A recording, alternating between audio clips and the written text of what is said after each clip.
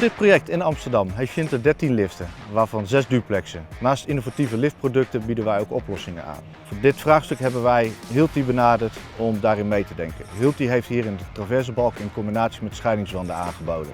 Deze oplossing is niet alleen efficiënter, lichter voor de monteurs, maar ook veiliger en praktischer.